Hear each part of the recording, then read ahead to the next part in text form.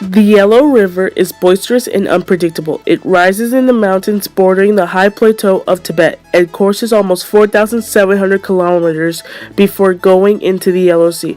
Huang He, meaning Yellow River, from quantities of light-colored loess soil that it picks up. A lot of loess become suspended in the Yellow River that the water turns yellow, looking like soup. It has also learned the nickname China's Sorrow. Abundant harvests in northern China supported the development of several Neolithic societies during the centuries after 5000 BCE. Each had developed its own style of pottery and architecture and likely political, social, and cultural traditions. In East Asia and other parts of the world, the concentration of people in small areas brought a need for authorities who could maintain order, resolve disputes, affairs, and organize work projects. Chinese legends speak of three ancient dynasties who arose before the Qin and Han dynasties that brought unified rule to China in the 3rd century BCE. They extended their control over large regions. The Xia is the first dynasty in traditional Chinese history, reigning from 2070 to 16,000 BCE. They were overthrown by the Shang, who then were overthrown by the Xiao. The Xia began to decline under the rule of Kongzhi, who cared about drinking more than his responsibilities. Archaeological study of the Xi dynasty is still in its early ages.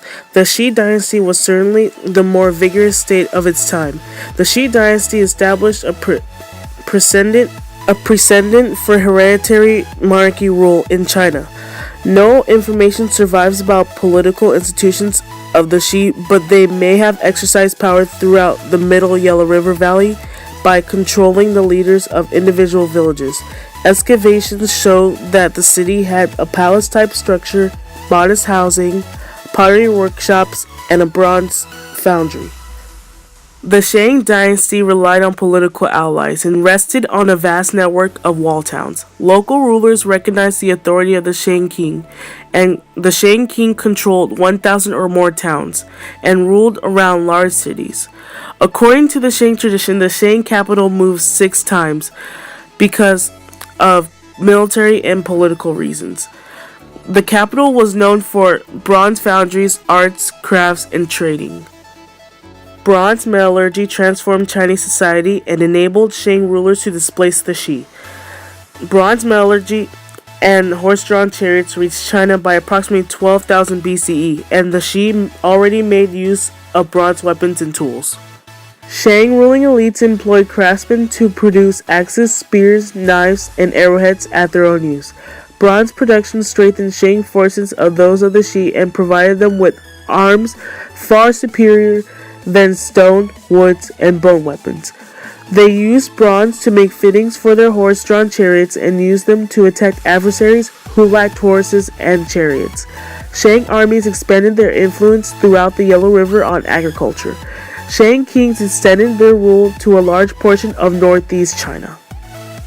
The Zhou dynasty was the longest-lasting Chinese dynasty, reigning from 10,046 to 256 BCE. The history is divided into 2 periods, Western Zhou and Eastern Zhou. It was considered a time of intellectual and artistic awakening. Many ideas developed, like Confucius, Laozi, and Mencius, who began to shape China's world. The Zhou state was much larger than the Shang. Rulers relied on decentralized administrations. They entrusted power, authority, and responsibility to subordinates who in return owed allegiance, tribute, and military support to the central government. The Zhou rulers sought to arrange marriages that would strengthen their ties with political allies. Women would occasionally play prominent roles during the Shang time, but gradually the emphasis on men became so intense. After the Shang dynasty, women would only have the honor of being remembered in association with their husbands. Oracle bones were the principal instruments used by fortune tellers in ancient China. During the 19th century, peasants working in the fields around Anyang discovered many oracle bones bearing archaic Chinese writing. They would sell these oracle bones to druggists who would turn them into potential medicine. Even more important, oracle bones after the earliest glimpse into the tradition of Chinese writing. The earliest form of Chinese writing came in pictographs. The written language often combined various pictographs into an ideograph.